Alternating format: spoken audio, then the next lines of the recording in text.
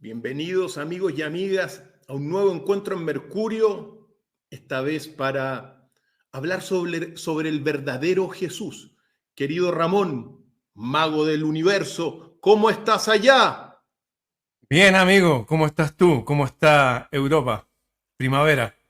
Así es, en primavera, el calor un poco empieza a subir y aprovechemos este encuentro Vamos. especial, Ramón, porque es víspera de Semana Santa, momento significativo para evocar el recuerdo de Jesús.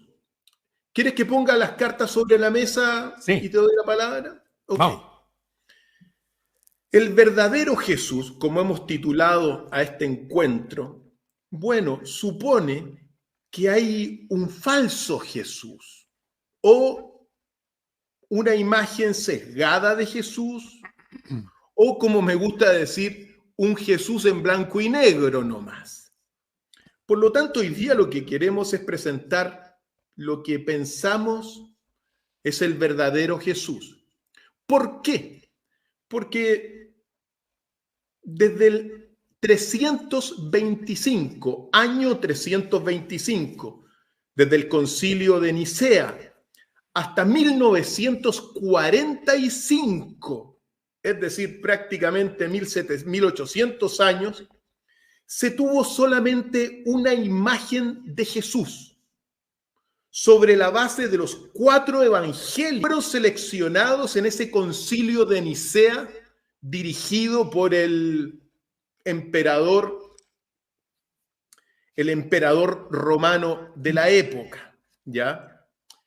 Pero antes del 325, el emperador Constantino, habían más de 30 evangelios sobre Jesús. Sea lo que sea, en ese año 325 solamente se seleccionan 4, se les atribuye a esos 4 evangelios que están en el Nuevo Testamento una originalidad y se elabora una imagen de Jesús. Esa imagen de Jesús hoy día la vamos a ampliar, le vamos a poner colores, porque en el fondo, durante los últimos 1800 años hasta 1945, momento en que se descubren en Egipto los que me gusta llamar evangelios secretos de Jesús, se instaló en la cristiandad una imagen de Cristo acorde con lo que se llama el código gay, que ha estado presente en la iglesia desde siempre.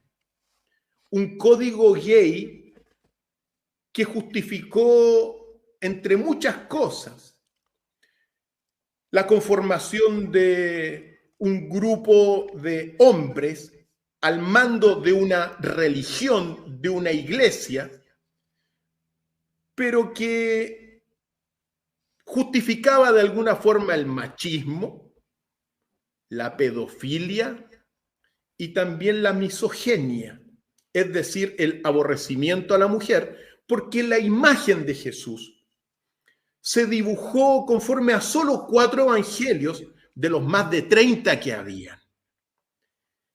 ¿Por qué digo esto? Porque muchos dogmáticos religiosos dentro del cristianismo no reconocen otros evangelios más que los que están en la Biblia y le atribuyen a esos evangelios una redacción divina prácticamente. Pero para los que quieran conocer lo que nosotros vamos a presentar hoy día en gran medida, hay un autor que se llama Karl-Heinz Dreschner, que escribió la historia criminal del cristianismo en una serie de volúmenes. Y en uno de los volúmenes titulados Falsificaciones y engaños, bueno, aparecen los múltiples manipulaciones, engaños de los textos que han existido en la Biblia. Por eso, por esta situación, y gracias a que somos una generación en ese sentido privilegiada al conocer los evangelios secretos de Jesús, hoy día los vamos a invitar a conocer, los vamos a invitar a los cristianos de corazón limpio y a cualquier persona, pero a conocer lo que nosotros podríamos decir el verdadero Jesús o aspectos del verdadero Jesús y elevarlo a la categoría de maestro espiritual de Oriente y Occidente, que es lo que a mí me corresponde señalar. Dicho esto, como introducción, Ramón tiene la palabra. Bien, quiero enfocarme desde la infancia de Jesús y desde un poquitito antes. Quiero recordar que Jesús llegó a cumplir una profecía no de los hebreos, ni de los cristianos, ni de los persas. Los persas, los farsis, los magos de Persia, donde venían los 3 reyes magos, donde señalaban en su libro, ellos tienen una Biblia que se llama el Zenth Avesta, donde hablan de Ahura Mazda y su enemigo Agrimán. Esa fue la primera religión en la historia que se conozca hasta ahora, por lo menos, de que un hombre, Zoroastro o Zaratustra, dijo que no se agradaba a Dios haciendo sacrificios de animales ni de gente, sino siendo mejores personas, porque nosotros estábamos hechos a su imagen. Estos magos de Oriente, estos sabios de Oriente, en sus libros anexos al Zenavesta, hablaban de que iban a ser un hombre cuyo astrón significa en farsi, en idioma persa, grupo de estrellas, iban a señalar su ubicación de nacimiento. Y siguiendo a esta estrella, a este hombre que iba a llevar la religión persa, la religión de Ahura Mazda significa Dios es luz, le iba a llevar a toda la tierra. Sabían que corría peligro también, porque de hecho se les aparecieron unos ángeles en sueños a ellos y le dijeron, oye, cuidado con Herodes, váyanse por este otro lado. Llegaron donde esta familia que se estaba censando, había un censo, tú sabes, después de ese censo vino una matanza. Esos censos que no son censos, vino una matanza de niños. Y estos magos le regalaron a su familia, bueno, mirra, incienso, pero le regalaron también mucho oro. El oro es para gastarlo, no es para adorarlo, no es para guardárselo. Y con ese oro se fueron a la Harvard, a la Nueva York de la época, a la ciudad más cosmopolita, donde iban todos los sabios a estudiar, que es Egipto. En Egipto se crió Jesús. Jesús hablaba copto el lenguaje de los egipcios, aparte de griego y arameo y qué sé yo. Y se crió en la más excelsa educación del planeta. Después de eso, y arrancando también de la matanza de los niños, que mataron a muchos niños después del censo. Los censos siempre se han ocupado como empadronamiento antes de ejercer una acción contra la población. Bueno, después de eso pasaron 12 años y recién apareció Jesús con un mensaje, que lo voy a referir más tarde. Yo quiero decir algo e ir llenando esta pintura, esta imagen de Jesús que estamos haciendo. Primero, por ahí dicen que Jesús nunca existió. Y uno tiene que decir lo siguiente, que al menos sobre Jesús uno tiene hoy día 82 fuentes que hablan sobre Jesús, y no contando el Cenavesta que tú acabas de mencionar. Fíjate tú, ahora, de esas 82 fuentes, la mayoría son de carácter legendario.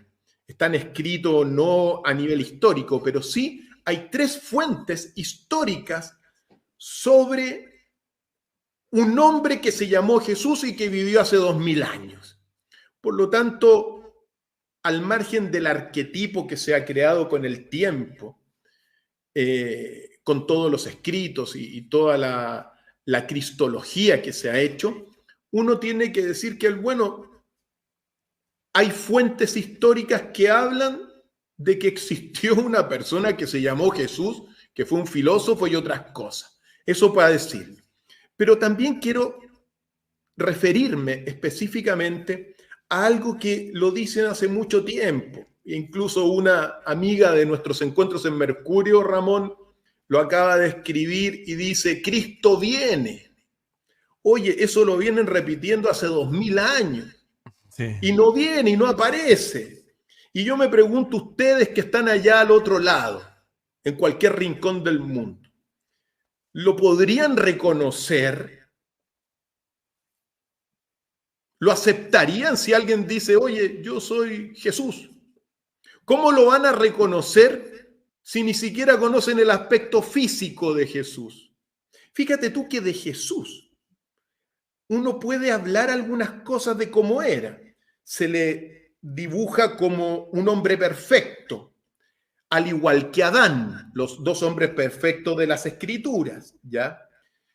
Tiene una serie de características. También tenía mucha fuerza en sus brazos, Ramón. Pero lo indiscutible, porque uno puede dudar de que si era atlético, podría dudar si es que era perfecto, pero de lo único indiscutible sobre su aspecto físico y que nadie podría dudar, era que tenía el cabello largo. ¿Por qué? Porque Jesús era un nazir o un nazareno, como se le llama. Era un primogénito, en el fondo, con una conexión con la divinidad muy profunda. Y en esos casos de ser primogénito, bueno, estos nazires, primero, no podían tomar ningún producto de la uva, no podían tomarse su vinito tampoco, ¿ya? Tampoco podían tocar a los muertos. Y ciertamente los nazires no se cortaban el pelo, Ramón. Por lo tanto, si hay algo indiscutible de la vida o del aspecto de Jesús, era que tenía el pelo largo, entre otras cosas. Entonces, cuando la gente dice Cristo viene, y lo siguen esperando durante 2000 años, ahí yo quiero tirarle al menos unas palabras a todos estos sacerdotes, ministros del error, muchos de ellos, que hacen creer que viene el Cristo y Cristo no viene. Y pasan generaciones y generaciones y Cristo no viene. Y yo quiero tomar uno de los pasajes del Evangelio de Tomás, que es, fíjate tú, el más antiguo de todos los evangelios existentes sobre Jesús. Y los discípulos le preguntan, ¿cuándo viene el reino? Le preguntan a Jesús. El reino es ¿cuándo viene Jesús? Nuevamente. Y Jesús responde diciendo, no vendrá en una expectativa. No vendrá diciendo, miren acá o allá. No lo esperen más, porque el reino del Padre está difundido sobre la tierra, pero los hombres no lo ven. ¿Por qué digo esto? Porque en el fondo Jesús está acá con nosotros en cuanto nosotros tomemos la palabra que es el mensaje. Y esto es muy relevante, esto es súper relevante, porque Jesús es un mensajero de la fuente divina según la tradición. Pero lo que salva es la palabra, el mensaje de la fuente y no Jesús. Por lo tanto, dejen de esperar a Jesús porque Jesús está aquí con nosotros en cuanto nosotros tomamos las palabras de Jesús para aprender la sabiduría, para conocer y para saber de su mensaje. No sigan esperando al Cristo que venga en una nube y tampoco confíen mucho en estos falsos sacerdotes que lo que hacen es profitar del mensaje de Jesús. Así que el reino del Padre está difundido en la tierra, pero los hombres no lo ven. Tomen la palabra y en cuanto nosotros tomemos la palabra, Jesús está con nosotros y la fuente divina nos enseña los mensajes, así que simplemente Cristo viene. No, Cristo ya está acá en cuanto nosotros nombramos la palabra. No lo esperen más. Bien, yo quiero hacer un énfasis en justamente en el mensajero y el mensaje. La gente va y piensa, oye, ¿cómo era Jesús físicamente? Cuando uno va a Asia o va a la India o va a estos lugares donde hay razas puras, o los chinos, que uno los ve todos iguales, parecidos, desde la perspectiva nuestra. Uno en la India también, todas las mismas caras, así, dolicocéfalo, su bigote, qué sé yo. Son todos parecidos, como la misma estructura ósea. De hecho, Jesús era tan parecido a los discípulos, a los otros, que tuvieron que señalarlo con un beso, porque no había forma de identificarlo. Ahora, la imagen que vemos de este Jesús ario, de ojos azules y cabellos rubios, es la copia exacta de lo que se adoraba en esa época como el dios Apolo. O sea, si uno ve las imágenes, de hecho, si uno ve el Cristo Redentor de Brasil, que está con los ojos, o sea, con los brazos abiertos así, y nada de cruz, nada, y uno lo ve hecho en esa piedra Japón, que se llama esa piedra verde, uno dice, esto es algo superior. Y sí, parece que lo más importante de Jesús no es la imagen que heredamos de él a través de los medios. Lo importante es el mensaje. ¿Cuál es el mensaje? Bueno, básicamente tú lo resumiste magistralmente el otro día. Es que hay un Dios en el cielo y que nosotros estamos aquí, la muerte no existe como la conocemos. Y que si obramos bien vamos a tener una recompensa en este mundo y más allá de este mundo. Pero si actuamos viciosamente y alimentando al lobo malo dentro de nosotros, vamos a tener un castigo. Si no, a veces en esta vida, como le pasa a muchos malos, aunque todos al final sufren, sí lo vamos a tener después. Vino a hablar de que había un reino al cual pertenecemos. Tú hablaste que habían más de 80 evangelios y que habían quedado solamente 4. ¿Sí? Y fíjate que uno de esos, el evangelio de Juan, el que usaban estos caballeros que usaban estas espadas, lo quisieron sacar también, junto con el libro de Santiago, que en ambos se refiere a algo que es una herejía mayúscula, y es que Jesús dijo, ustedes son dioses, morirán como hombres y mujeres, pero dioses son. Eso está en el libro de Juan. Eso es algo gigante. Y otra cosa interesante, que tú hablaste del principio del falso Jesús, claro, este falso Jesús quieren que las personas vean en la imagen de Jesús, en la forma, y no en el mensaje real. Ejemplo, Jesús vino a hablar durante 3 años, habló un solo mensaje, él era monotemático. No vino a hablar del amor y de la paz, no, dijo que es necesario, dice que el hijo se pondrá contra el padre contra el hijo, y el que no tenga una espada venda su capa y compre una, porque no he venido a traer paz sino espada, porque van a haber pugna entre la gente. Eso es lo primero. Ese Jesús, como tú hablaste, bien gay, homosexualizado, feminizado, no tiene nada que ver con el Jesús real. Y de hecho lo que habló durante 3 años, y después de que lo crucificaron y después que lo sanaron sus heridas y salió de la cueva de José de Arimatea, durante 40 días habló el mismo mensaje que habló durante 3 años. Durante 3 años y 40 días habló la misma cuestión. ¿Qué es lo que habló?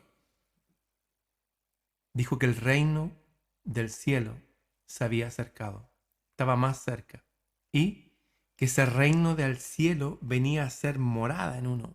Dice, esto es literal, dice, ustedes no tienen necesidad que nadie les enseñe, porque el que me ama mi palabra guardará, que significa va a ser. Y yo y mi Padre vendremos a él y haremos morada en él, y no tendrán necesidad que nadie, ningún ser humano les enseñe, porque el propio Espíritu los guiará a toda verdad.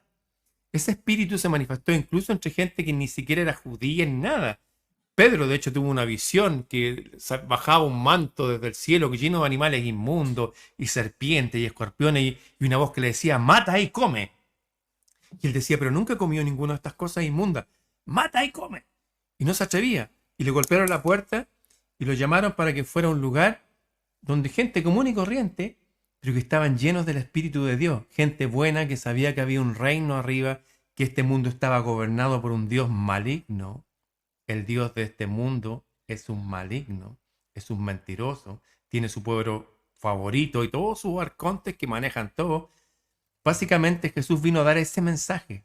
Y toda la gente que está ahí rezando, Jesucristo crucificado, se han olvidado de lo más importante que es el mensaje. Jesús principalmente es un mensajero. El mensaje es lo importante de Jesús.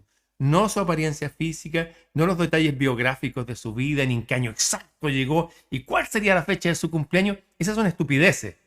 Lo importante del mensajero que es el mensaje. Así es. La palabra es la que salva. La palabra que viene de la fuente y que es conocida a través de Jesús, que es el Cristo, que es el mensajero, es la que salva. Y eso está escrito precisamente en el Evangelio secreto de Juan también, porque también Juan tiene un Evangelio secreto. Yo hice un programa hace unos días sobre eso.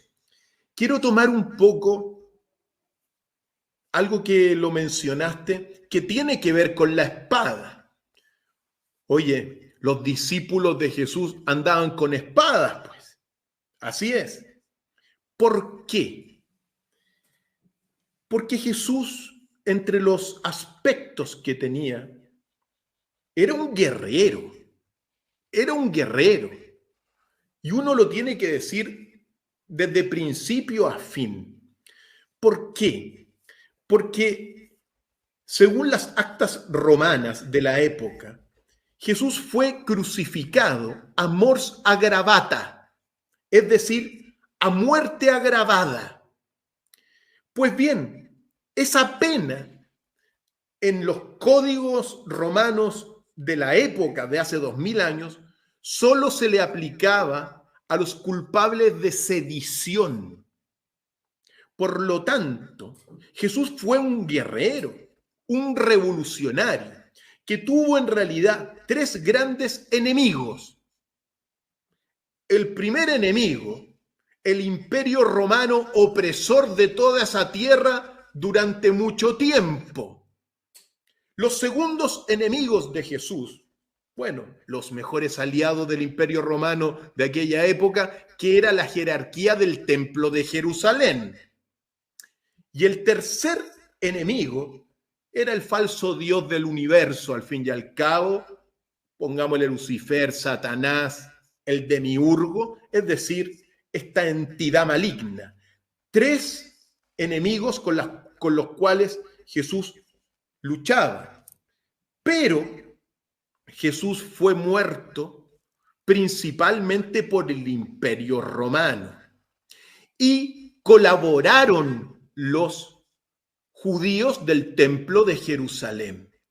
Con esto yo no quiero exculpar a los judíos de que los judíos no estuvieron metidos en la muerte de Jesús, sino que el gran error, la gran automaldición del pueblo judío no fue enviarlo a la cruz, porque a la cruz lo mandaron los romanos principalmente, sino que el gran error de los judíos, que significó la tercera destrucción, o sea, la destrucción del segundo templo, fue que no reconocieron a Jesús como su Mesías.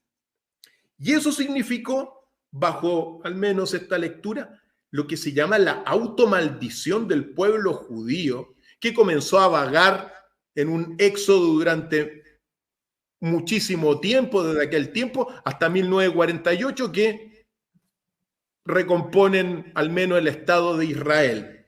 Por lo tanto, Jesús fue un guerrero. Sus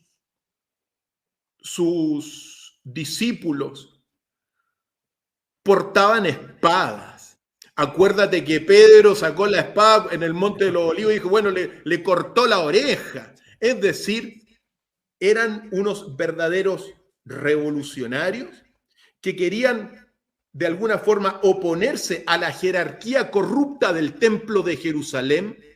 Y Jesús, según Flavio Josefo Ramón, logró reunir en aquel tiempo, hace 2000 años, en torno del Monte de los Olivos, 40,000 personas, Ramón. Por lo tanto, guerrero y condenado por sedición, amor agravata por el imperio romano. Fíjate que algo muy interesante es que él solo se enfrentó con un látigo a 5.000. una persona sola a todo el teatro Caupolicán, él solo, con un látigo. Su carácter era así. Es interesante que en el libro de Lucas, en el capítulo 13, para ver su carácter, por ahí le dicen, Herodes Antipas te anda buscando para matarte. Y Jesús dice, díganle a esa vieja zorra. Lo dice Jesús. La gente ve ese Jesús de Sefirel y no tiene nada que ver. Jesús retó a la tormenta, hablaba con la tormenta, con el océano, caminaba por el agua.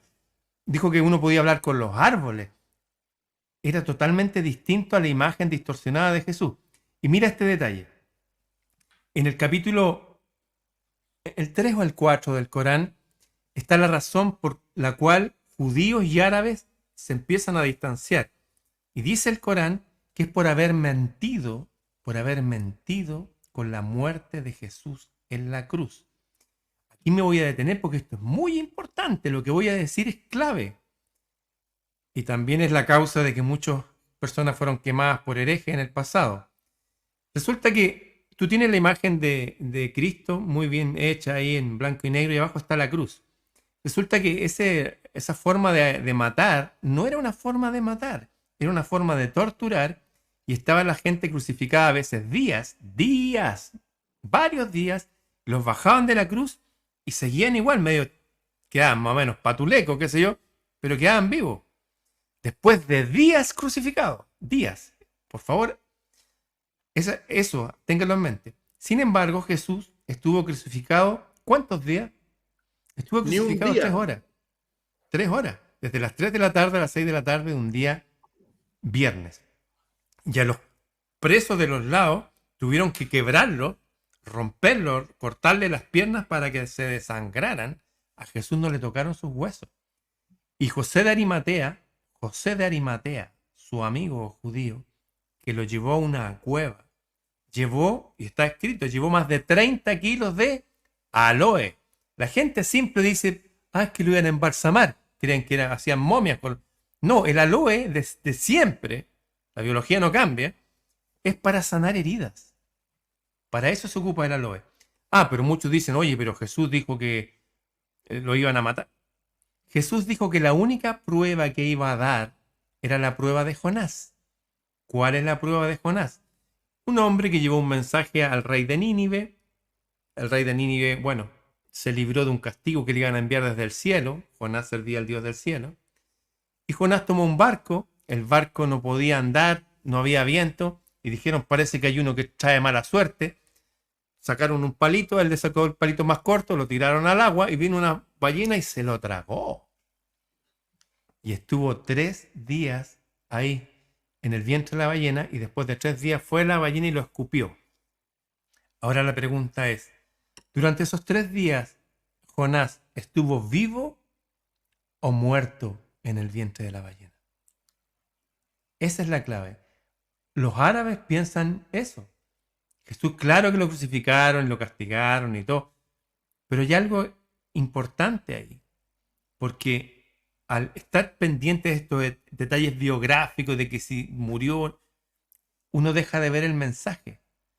La verdad es que Jesús estuvo 3 horas solamente, digo solamente porque se estaba andino, no le pasaba nada, estuvo crucificado, y después de eso se sanó, se movió más de 100 kilómetros hasta Galilea, y estando allá se fue, porque dijo que tenía que seguir con su misión. ¿Y cuál era su misión? Hablar del reino de los cielos a todas las tribus de Israel. Pero en ese momento se le había dado el mensaje solamente a una tribu, que es la tribu de Judá y Benjamín. Todos los judíos que conocemos ahora son de una tribu, o de una tribu y algo más, Judá y Benjamín. Pero las 11 otras tribus, hasta el día de hoy, algunas viven hasta la India, donde está un río que se llama el río de los hebreos.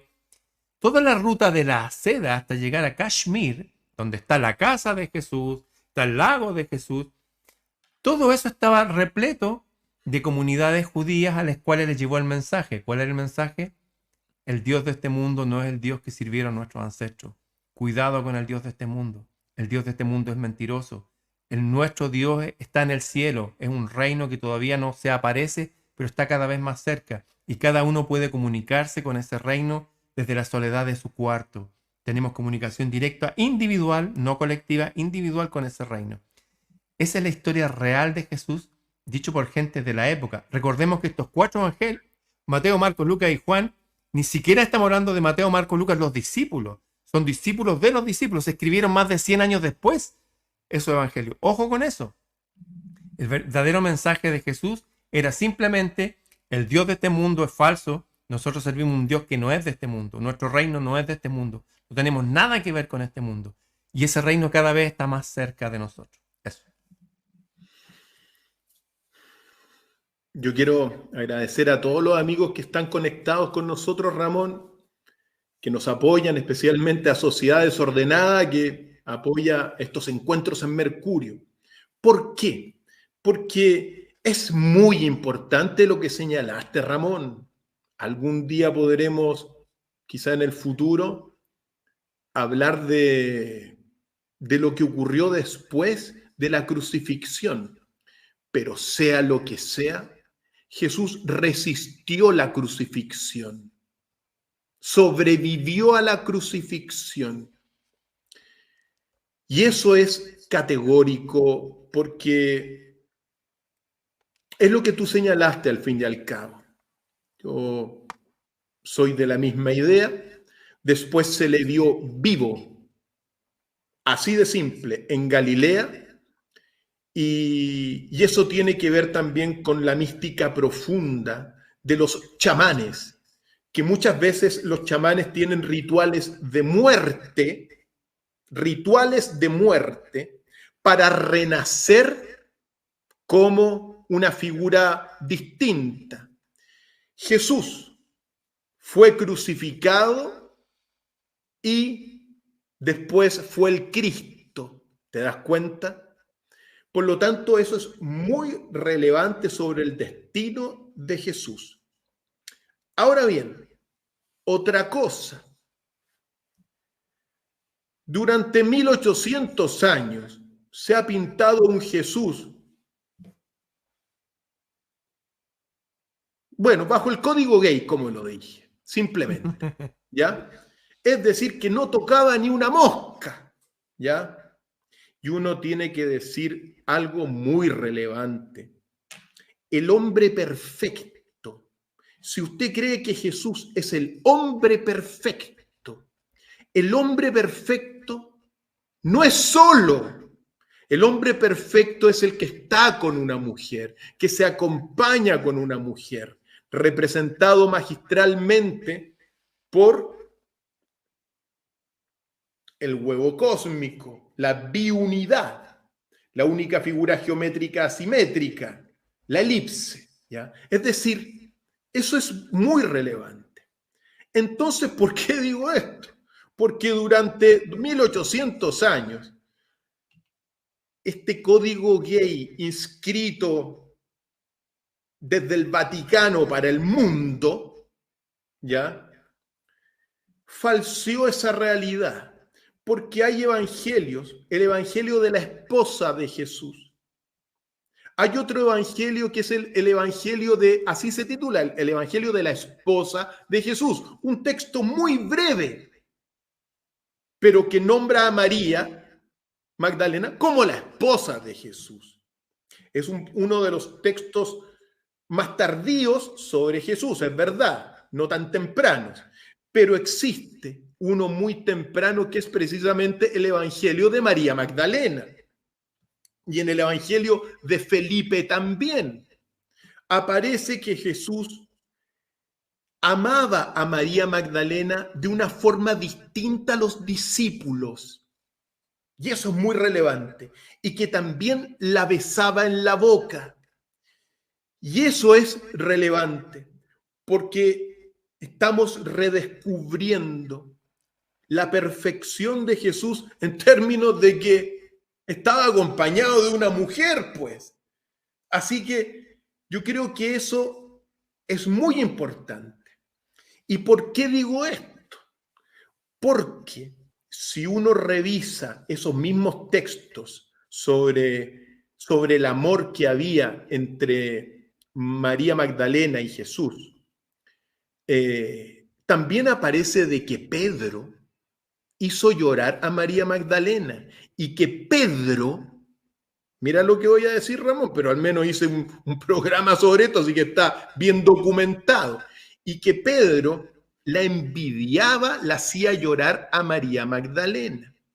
Y si tú vas al cuadro La Última Cena de Leonardo, ¿ya? Aparece no solamente eso, no solamente, claro, aparece a Pedro amenazando con un cuchillo a María Magdalena. ¿Por qué? Porque Pedro envidiaba a María Magdalena y le tenía celos a María Magdalena. Ahora, uno puede inferir quién fue el primer papa, Pedro. Es muy posible que Pedro haya sido gay, Ramón, y que haya amado a Jesús con devoción. Pero como Jesús amaba de una manera distinta a María Magdalena, Pedro le tenía celos, la hacía llorar e incluso aparece amenazada en este cuadro de Leonardo. Sea lo que sea, esta imagen del verdadero Jesús es la imagen de el Jesús también acompañado por su mujer, María Magdalena. Yo quiero aportar a eso mismo y también decir el mensaje más importante que dejó Jesús para estos días. Hablo del siglo XXI. Bueno, en esa época, si tú tenías 18 años y no estabas casado, o te expulsaban o te casabas. No existía la posibilidad de ser gay. El primer milagro que hizo Jesús, que quedó escrito, que tal vez hizo otros también, fue sanar a la suegra de Pedro. Entonces, Pedro estaba casado. En fin, pero lo interesante de Jesús es que en su mensaje dijo algo súper importante. Había una celebración y su madre lo va a buscar. Y él dice, ¿qué quiere conmigo? Es que se les acabó el vino. Ah, ya dijo. Y él fue y llevó vino de forma milagrosa a la gente que estaba en una boda. La costumbre en esa época era que si tenía 18 años tenía que estar casado. Y la costumbre en los matrimonios era que del vino en particular se hacía cargo el novio. ¿Quién se hacía cargo del vino? El novio, el que se casa. ¿Quién se hizo cargo del vino en las bodas de Canaán? Jesús. ¿Qué quiere decir eso? Que eran las bodas de Jesús. Y como tú dices, en el Evangelio de Tomás habla que él besaba en la boca a María Magdalena. María Magdalena fue la primera que el ángel se le apareció, la primera en llegar a la cruz. ¿Cómo actuaría cualquier mujer de nosotros? Punto. Y aparte de María Magdalena decía que le seguían mujeres nobles, no pocas. Le seguían muchas mujeres nobles que habían visto, hoy este mensaje es verdadero. Estamos en un mundo raro. El mensaje más importante que dejó para nosotros en este momento, el mensaje más importante desde el reino del cielo. Pertenecemos a otro reino. Este mundo no es nuestro mundo, este Dios no es nuestro Dios. No tenemos nada que ver con estos pueblos elegidos, nada. No nos interesa ser elegidos por el Dios de este mundo. No nos interesa que el Dios de este mundo nos premie. Chao con el Dios de este mundo. Pero frente a eso, dijo, en el mundo tendréis aflicción, pero confíen porque yo he vencido a este mundo. Y después da la clave, dice, ¿quieren ser como yo? En la última subida que hizo con los discípulos, que se juntaron, ¿quieren ser como yo? ¿Ah? ¿Sí? Lo traduce como, ¿queréis ser discípulos? No, ¿quieren ser como yo? Sí. Bien. Nunca, jamás se preocupen por nada en este mundo. No se preocupen por nada. No se preocupen por la ropa, ni la comida, ni la casa, ni el arriendo. Nada. No se preocupen por nada. Miren la belleza de las cosas que hay, de las flores, de las aves. Y fíjense que no tienen que sembrar ni cegar. Sin embargo, del reino de los cielos les proveen todo. Del reino de los cielos, de donde viene el sol, las estrellas, les proveen todo. Así será para ustedes también, pero no se preocupen. Y después dice, sean todas sus peticiones conocidas al reino de los cielos. ¿Qué padre hay que si su hijo le pide un pan le va a dar una piedra? O si le pide un huevo le va a dar una serpiente? En otras traducciones dice le va a dar un escorpión. Así también le dará buenas cosas a quienes le pidan. Pidan y busquen y hallarán, pero no se preocupen por nada. Basta cada día su propia preocupación. No se preocupen. Enfoquen en lo bello de la naturaleza. Pidan y busquen y encontrarán. Eso es clave porque nos obliga a nosotros a hacernos cargo de nosotros y no esperar de que le ayude. No. Uno pide y se pone a buscar, uno se mueve.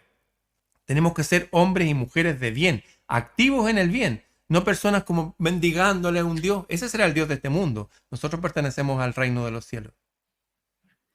Yo quiero decir un mensaje que señaló Jesús precisamente para estos tiempos, Ramón, muy relevante también de complemento, pero tú sabes que estamos en un sistema capitalista, es decir, que donde imponen los bancos sus intereses y los bancos funcionan con los intereses, pues.